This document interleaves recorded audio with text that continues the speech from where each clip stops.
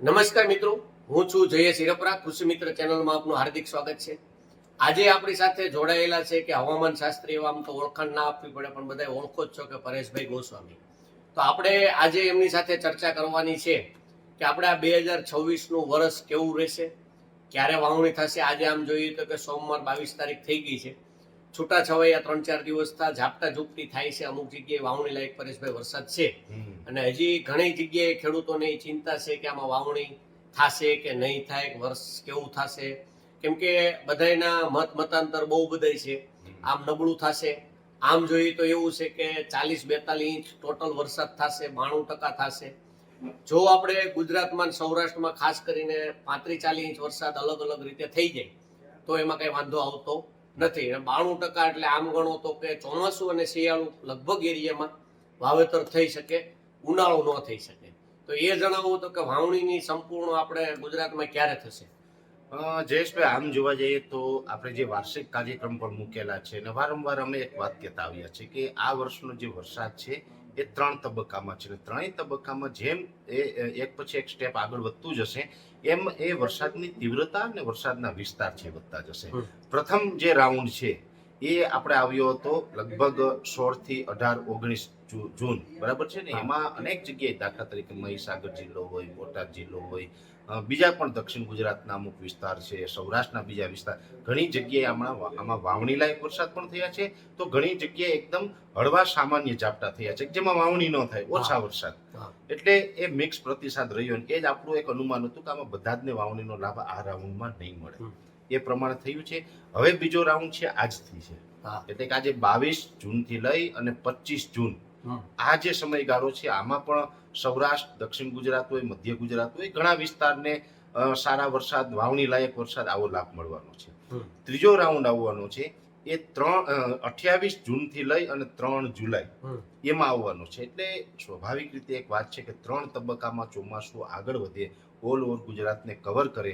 અને જયેશભાઈ, મારું એક વ્યક્તિગત માનવું છે, વર્ષોથી જે અમે આ એક વરસાદની પેટર્ન ઉપર કામ કરી રહ્યા છીએ, આગાહી કરતા હોય છે, અને એમાં જો જૂન મહિનાની અંદર જ વાવણી થઈ જાય તો એ ખેડૂતો માટે કોઈ નુકસાની વાળી વાત નથી. એ સમયસર મારી દ્રષ્ટિએ ગણાય, એટલું બધું લેટ નથી. માની લઈએ કે જૂન મહિનો પૂર્ણ થાય અને લાંબા સમય પછી 10 જુલાઈ કે 15 જુલાઈ જો વરસાદ પડે તો એ લેટ કહેવાય. એમાં આપણે પાકની પેટર્ન ચેન્જ કરવી પડે. પણ આ સમયસર વાવણી છે એટલે બહુ ચિંતાનું કારણ નથી. બીજો તમારો સવાલ છે કે વર્ષ કેવું રહેશે. આમ તો અલનીનોની વાત છે, ચોક્કસથી અલનીનો હવે ધીમે ધીમે સક્રિય થઈ રહ્યો છે અને આ વર્ષે થોડુંક વધારે સ્ટ્રોંગ બનશે, એટલે સુપર અલનીનો પણ બનશે. પણ એનો મતલબ એવો નથી કે ગુજરાતમાં દુષ્કાળ પડવાનો છે કે પછી વર્ષ બહુ નબળું થવાનું છે. આપણું વર્ષ છે એવરેજ રહેવાનું છે, જેની અંદર જોવા જઈએ તો આમ તો છેલ્લા 4-5 વર્ષથી આપણે સામાન્ય કરતા વધારે વરસાદ પડે, 100% કરતા વધારે. કોઈ વર્ષે 130%, 125%, 120%. જો ગયા વર્ષની વાત કરવા જઈએ તો વર્ષ 2025ના ચોમાસા દરમિયાન એવરેજ ઓલ ઓવર ગુજરાતની અંદર 109% વરસાદ વરસ્યો હતો. હવે એ જે વરસાદ વરસતા હતા આટલો વરસાદ આ વર્ષે નથી થવાનો. આ વર્ષે વરસાદની થોડી ઘટ રહેવાની છે. પણ ઘટ કેટલી રહેવાની છે તો કે 15 થી 20%ની. જે ગયા વર્ષે 109% વરસાદ હતો એ આ વર્ષે લગભગ, મારું વ્યક્તિગત જે અનુમાન છે, અમારું જે પ્રિડિક્શન છે એ મુજબ 90 થી 92-93% સુધીનો વરસાદ થાય એવી સંભાવનાઓ છે. એટલે એટલું ચોક્કસ છે કે જો ખેડૂતો વ્યવસ્થિત ધ્યાન રાખશે તો આપણે પાણીની વ્યવસ્થા તો થવાની છે. એટલે કે કુવા બોરમાં પાણી થઈ જાય, ડેમોમાં નવા પાણી આવે અને આપણે ચોમાસું પાક તો લેશું પણ સાથે સાથે શિયાળુ પાક છે એ પણ વ્યવસ્થિત રીતે કરી શકીએ. પછી એવું બને કદાચ કે અમુક વિસ્તાર એવા હોય કે ત્યાં દર વર્ષે ઘઉં થતા હોય પણ એ વિસ્તારમાં પાણીની મધ્યમ પરિસ્થિતિ હોય તો ઘઉંની જગ્યાએ ઓછા પાણીવાળો ચણા છે, ધાણા છે, એવા પાક કરવા પડે. પણ શિયાળુ પાક બધાને થાય એ પ્રકારનું વર્ષ રહેવાનું છે. બહુ ચિંતાનું ક્યાંય કારણ નથી, એટલે કોઈ ડરવાની, ગભરાવાની જરૂર નથી.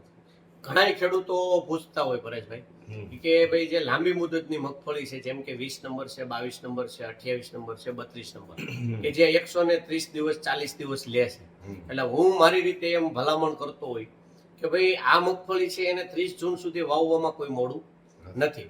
જો 10 જુલાઈ કે 15 જુલાઈ આવી જાય તો એમાં આપણે આગતરી મગફળી, એટલે કે જેમ કે 24 નંબર છે કે 37 નંબર છે, 39 નંબર છે કે જે 128 છે. આ બધી જે આગતરી જે છે એ વાવવી જોઈએ. 128 છે, 32 છે, એ મોડી પાકતી જાત છે.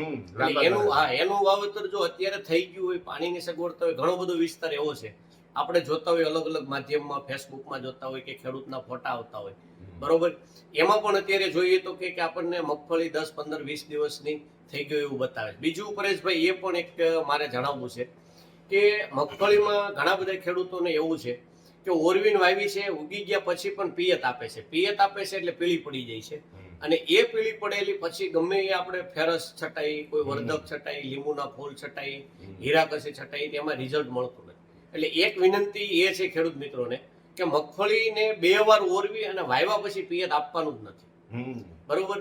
પહેલા પાણી પાઈ દો, પાછી 2-3 દિવસ પછી પાણી પાઈ દો, પછી 2 દિવસ પછી એવું લાગે ત્યાર પછી વાવી અને પછી પિયત આપવાનું નથી, ઉગી જાય. એ પાણીની તાણી ક્યારે હુકાઈની કાળી ભમર થઈ અને બેઠી છે તો એમને બેઠી જ રહે. વરસાદ થાય તો એ રેડી ગ્રોથ પકડશે. પણ જો પાણી પાયું, ડૂબતી પીધી અને પીળી એકવાર પડી ગઈ પછી એનો કોઈ ઈલાજ નથી. એટલે આમાં નાની મોટી પણ એ કાળજી રાખવાની છે. વાવેતરની પેટર્ન જે તમે કહો છો, આ રીતે જો વરસ થતું હોય તો પેટર્ન બદલવાની કઈ બહુ જરૂર નથી. રાબેતા મુજબ વિસ્તાર વાઇઝ કમસે કમ ચોમાસુ પાકની પેટર્ન બદલવાની જરૂર નથી. જેવી રીતે મગફળી છે, તો જો જૂન મહિનાની 30 તારીખ સુધીમાં વરસાદ થાય તો તમે મોડી પાકતી જાતે કરી શકો ને વહેલી પાકતી જાતે કરી શકો. દાખલા તરીકે G20 વાવી હોય તો એ પણ વાવી શકાય, અને 39 વાવી હોય, 37 છે કે કોઈ 41 છે, એ પણ આપણે વાવી શકાય. એટલે જૂન મહિનાની અંદર વાવણી થાય તો કોઈ પેટર્ન ચેન્જ કરવાની જરૂર નથી. પછી જૂનમાં ન થાય, જુલાઈમાં થાય તો ચોક્કસ કરવું પડે. પછી કપાસનું વાવેતર કરતા હોય એના માટે કોઈ ચિંતા નથી. એરંડા છે, તુવેર છે, સોયાબીન તો આમ તો 90 દિવસનો પાક છે, 90 થી 100 દિવસ. એ તો કદાચ તમે જુલાઈમાં વાવો તો હું તો એમ માનું બધા કરતા બેસ્ટ છે. એટલે આ અત્યારે જે આખી વરસાદની પેટર્ન ચાલી રહી છે, જે પ્રકારે ચોમાસું આગળ વધી રહ્યું છે, એ મુજબ કોઈ જ રીતે મારી દ્રષ્ટિએ ચોમાસા પાકમાં ક્યાંય ફેરફાર કરવાની જરૂર નથી. એ ફેરફાર કરવો પડશે ક્યારે? શિયાળામાં. હા, કે એ તો દિવાળી આવશે તો બધાને ખ્યાલ આવી જશે કે કોના વિસ્તારમાં ઠીક વરસાદ થયો. અમુક વિસ્તારમાં, કેમ કે આ વર્ષે વરસાદની ઘટ રહેવાની, અમુક વિસ્તારમાં ઓછા વરસાદ હોય, પાણી માપે ચડ્યા હોય, તો એ દર વર્ષે ઘઉં વાવતા હોય તો ઘઉંમાં થોડુંક પાણી વધારે જોઈએ, તો ઘઉંની જગ્યાએ થોડુંક ઓછા પાણી થાય એવો પાક આપણે વાવવો પડે. એટલે શિયાળુ પાકની પેટર્નમાં કદાચ ફેરફાર કરવો પડશે. ચોમાસુ પાકમાં લગભગ મારા માનવા પ્રમાણે કોઈ ફેરફાર કરવાની જરૂર રહેતી નથી. એટલે વસ્તુ એ છે કે અત્યારે જે વાવેતરનું ફિક્સ કરેલું, આમ ગણો તો 15 જૂને વાવણી થતી હોય, તો 15 ની જે તમે કીધું એમ કે 28 જૂન કે 30 જૂન સુધી વાવેતર વરસાદ થઈ જશે, તો મોડું ગણો તો 12 થી 15 દિવસ સુધી જ મોડું થાય છે. મહિનો મોડું થઈ જતું એવું છે નહીં. કે જે પિયત વાળો વિસ્તાર છે, ઘણા બધા વિસ્તારમાં આપણે જોઈએ તો સૌની યોજના દ્વારા પાણી આવી ગયું છે, કેનાલ દ્વારા પાણી આવી ગયું છે. પાણીની સગવડતા થતા ઘણો બધો વિસ્તાર છે કે આપણે જયારે વરસાદ થાય ને ત્યારે અમુક વિસ્તારમાં તો સ્પ્રે પણ ચાલુ થઈ જશે, કેમ કે મગફળી છે, કપાસ છે, એ બધા મહિનાના પાક અત્યારે હમણાં થઈ જશે. તો મિત્રો, આ હતી આપણે પરેશભાઈ સાથેની ચર્ચા. વરસ સારું થવાનું છે, આમ વરસાદ સારા થવાના છે.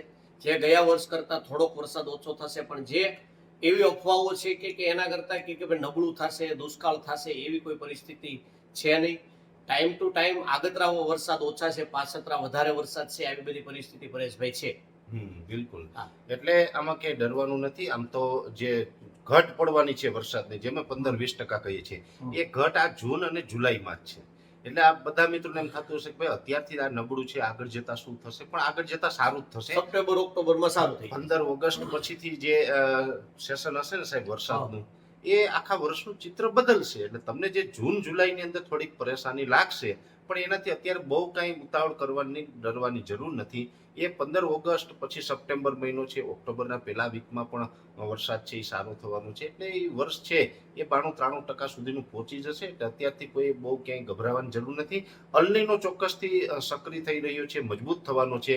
પણ અલનીનો સક્રિય થાય છે એને કારણે ઉત્તર ભારત ને પૂર્વ ભારતમાં ઘણા રાજ્યોમાં વર્ષ ખૂબ નબળું થવાનું છે.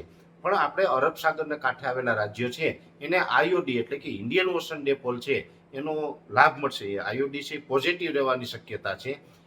જેવી રીતે અલનીનો સક્રિય થતો હોય અને જે વર્ષે અલનીનો સક્રિય થાય એ વર્ષે જો આઈઓડી પોઝિટિવ થાય તો ઘણી વખત દરિયાઈ કાંઠાના જે રાજ્યો હોય એમાં સારું થતું હોય. એમાં આપણે આ વર્ષે પણ આઈઓડીનો લાભ મળે ને ગુજરાતની અંદર મધ્યમ 90% થી લઈને 92-93% સુધીનું વર્ષ થાય તેવી શક્યતાઓ છે. એટલે બહુ ડરવાની જરૂર નથી. આમ તો સાહેબ છેલ્લા 5 વર્ષથી એવું બનતું હતું કે વરસાદ 100% કરતા વધારે થાય એટલે ખેડૂતને નુકસાની જતી હતી. હા.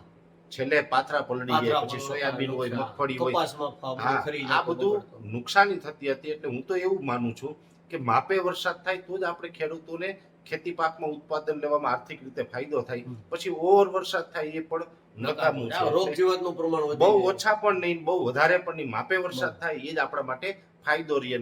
મારી દ્રષ્ટિએ તો આપણા માટે ફાયદાવાળું વર્ષ સુકારાના પ્રશ્ન ઘટી જાય. ઘટી જાય. બિલકુલ. તો મિત્રો, આ હતી આજે આપણે પરેશભાઈ સાથેનો સંવાદ. હવે જો આ વિડીયો સારો લાગ્યો હોય તો અન્ય ગ્રુપમાં શેર કરો અને અમારી ચેનલ સાથે જોડાયેલા રહો. નમસ્કાર.